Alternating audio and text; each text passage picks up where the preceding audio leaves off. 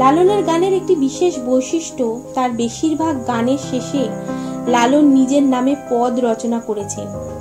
এর ফলে তার গান অন্য কেউ নিজের বলে চালিয়ে দিতে পারেনি।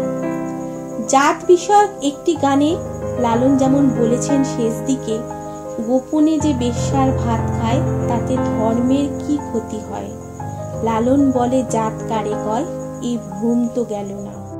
নমস্কার, সব বাংলায় ভিডিও চ্যানেলে আপনাদের স্বাগত।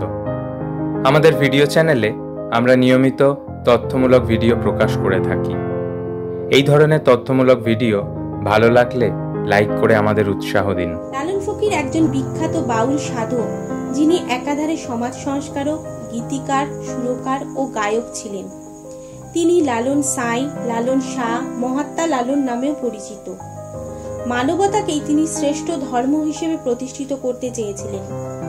লালনকে বাউল গানের শ্রেষ্ঠতম শিল্পী হিসেবে বিবেচনা করা হয়ে থাকে। লালন ফকিরের সঠিক জন্ম ইতিহাস নিয়ে যথেষ্ট বিতর্ক রয়েছে। তার জন্ম নিয়ে লালন কোনো সঠিক তথ্য দিয়ে যাননি। তার মৃত্যুর পরে তার শিষ্যরাও গুরু আজ্ঞা পালন করে লালনের জন্ম নিয়ে কোনো সঠিক তথ্য রেখে যাননি।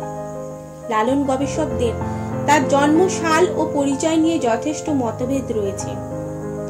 মোটামুটিভাবে সর্বাধিক গ্রাহ্য মতানুযায়ী 1774 সালের 17 অক্টোবর অবিভক্ত বাংলার নদিয়া জেলার কুষ্টিয়ার কামারখালী থানার চাপড়া ইউনিয়নের গড়াই নদীর তীরে ভাঁড়ারা গ্রামে এক হিন্দু কায়স্থ পরিবারে লালনের জন্ম। তার বাবা মাধব কর ও মা পদ্মাবতী করের একমাত্র সন্তান ছিলেন তিনি। আবার কারোর মতে লালনের জন্ম যশোরের ফুলবাড়ি গ্রামে এক মুসলমান পরিবারে। বাবার নাম কাজী গোলাম কাদির ও মায়ের নাম আমিনা খাতুন। কাজী ছিল তাদের বংশগত উপাধি। গবেষকরা বলেন লালনের আরো দুই ভাই ছিল, নাম আলম শাহ ও কলম শাহ। আবার অন্য গবেষকরা বলেন লালনরা 4 ভাই ছিলেন, আলম শাহ, কলম শাহ, মলম শাহ ও লালন শাহ। 76-এর মন্বন্তরে লালনের 2 ভাই আলম ও কলম শাহ মারা যান বলে একদল গবেষক জানান। লালন জীবনী রচয়িতা বসন্ত কুমার পাল বলেছেন, সাঁইজি হিন্দু কি মুসলিম এ কথা আমিও স্থির বলতে অক্ষম। শৈশবে পিতৃবিয়োগ হওয়ার কারণে লালনের ওপরই সংসারের দায়িত্ব এসে পড়ে। ফলে তার প্রাতিষ্ঠানিক শিক্ষা লাভের সুযোগ হয়নি। নিজ সাধনা বলে তিনি হিন্দু ও ইসলাম উভয় ধর্মেই জ্ঞান লাভ করেন। লালন গবেষকদের তথ্যানুসারে লালন প্রতিবেশী বাউল দাস ও অন্যান্য সঙ্গীদের সাথে তীর্থ ভ্রমণে বেরিয়েছিলেন। বাড়ি ফেরার পথে বসন্ত রোগে আক্রান্ত হন তিনি। পথে রোগ এতটাই গুরুতর হয় যে তিনি অচৈতন্য হয়ে পড়েন। সঙ্গীরা তাকে মৃত মনে করে তার মুখাগ্নি করে তাকে নদীতে ভাসিয়ে দেন। এক মুসলমান রমণী তার সংজ্ঞাহীন দেহ উদ্ধার করে তাকে বাড়িতে এনে সেবা শুশ্রূষা করে সারিয়ে তোলেন। সুস্থ হয়ে লালন বাড়ি ফিরে এলে তার আত্মীয় পরিজনেরা তাকে গ্রহণ করলেন না। সমাজ তাকে এই যুক্তিতে পরিত্যাগ করে যে যে ব্যক্তির একবার মুখাগ্নি হয়ে গেছে সে সমাজের চোখে মৃত ব্যক্তি। তার প্রতি এই অবিচার লালনকে হিন্দু ধর্মের প্রতি বিদ্বেষী করে তোলে। তিনি ঘর ছাড়েন। তার অতীত বিস্মৃত হয়ে এক নতুন মানুষের জন্ম হয় যে কেবলই মানুষ। তার জাত, ধর্ম সমস্ত পরিচয়কে তিনি মুছে মানবতাকেই শ্রেষ্ঠ ধর্ম হিসেবে বেছে নেন। এরপর লালন চলে আসেন বাউল গুরু সিরাজ সাইয়ের কাছে। গুরু সিরাজের বাউল মন্ত্রে দীক্ষিত হয়ে এক নতুন জীবন শুরু হয় তার। দীর্ঘদিন গুরুর সাথে সাধনা করার পরে কুষ্টিয়ার ছেউরিয়া গ্রামে নিজের আখড়া স্থাপন করে তার সাধক জীবনের সূচনা করেন লালন।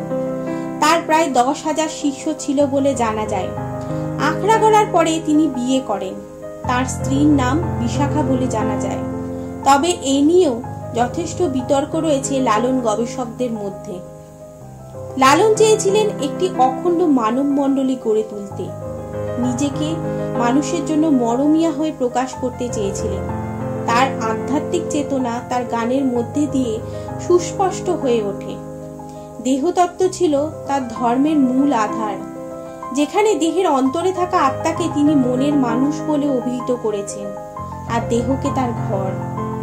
তিনি সাধনার দ্বারা পার্থিব দেহের মাধ্যমে দেহোত্তর জগতে পৌঁছানোর কথা উল্লেখ করেছেন, যা মানব জীবনের মহামুক্তির পথ। মানুষের রক্ত মাংসের শরীরের মধ্যেই পরস্পর বিচ্ছিন্ন রূপে আত্মার বাস, যা রহস্যময়, অজানা, অস্পৃশ্য এক সত্তা। মনরূপী এই শরীরের মধ্যে আত্মা এক অচিন পাখি, যাকে ধরাও যায় না, ছোঁয়াও যায় না। লালন ফকিরের দার্শনিকতা বহু মানুষকে প্রভাবিত করেছিল। যা আছে ভাণ্ডে তাই আছে ব্রহ্মাণ্ডে, এই ছিল লালনের দর্শন। সমস্ত ধর্মের ঊর্ধ্বে উঠে তিনি এক অন্য ধর্মের সূত্রপাত করেছিলেন। মানবতাই ছিল তার একমাত্র ধর্ম। ধর্মীয় গোড়ামির ঊর্ধ্বে উঠে তৎকালীন সমাজের কুসংস্কারের বিরুদ্ধে রুখে দাঁড়িয়েছিলেন। সমাজের উচ্চ বর্গের মানুষের তথাকথিত নিচু জাতের মানুষের ওপর নিপীড়ন ও অত্যাচারের বিরুদ্ধেও তিনি প্রতিবাদী হয়ে সাধারণ মানুষের পাশে দাঁড়িয়েছিলেন। প্রবল প্রতাপশালী জমিদার প্রতিবাদী কৃষক জননেতাকে শায়েস্তা করার জন্য লাঠিয়াল পাঠালে লালনই লাঠি হাতে জমিদার লাঠিয়ালদের পরাজিত করে কৃষক বন্ধু কাঙ্গাল হরিনাথকে রক্ষা করেন। সেই কারণে গ্রামের সাধারণ মানুষ থেকে ভূস্বামী, ঐতিহাসিক, বুদ্ধিজীবী, বিশিষ্ট লেখক সকলেই লালনের জীবন দর্শন দ্বারা প্রভাবিত হয়েছিলেন। তার গানগুলির মধ্যে কয়েকটি বিশেষভাবে উল্লেখযোগ্য। মিলন হবে কত দিনে আমার মনের মানুষেরই সনে, আমি কোথায় পাবো তারে আমার মনের মানুষ জেনে, খাঁচার ভিতর অচিন পাখি কেমনে আসে যায়, বাড়ির কাছে আরশি নগর ইত্যাদি। এই গানগুলির মধ্যে তার আত্মার সাথে মিলনের আকুতি সুস্পষ্ট রূপে প্রতিভাত হয়েছে, যে মনের মানুষের কোনো লিঙ্গ, জাত, কুল, ধর্ম নেই। লালনের গানের একটি বিশেষ বৈশিষ্ট্য, তার বেশিরভাগ গানের শেষে লালন নিজের নামে পদ রচনা করেছেন। এর ফলে তার গান অন্য কেউ নিজের বলে চালিয়ে দিতে পারেনি। জাত বিষয়ক একটি গানে লালন যেমন বলেছেন শেষ দিকে, গোপনে যে বেশ্যার ভাত খায় তাতে ধর্মের কি ক্ষতি হয়, লালন বলে জাত কারে কয় এই ভ্রম তো গেল না।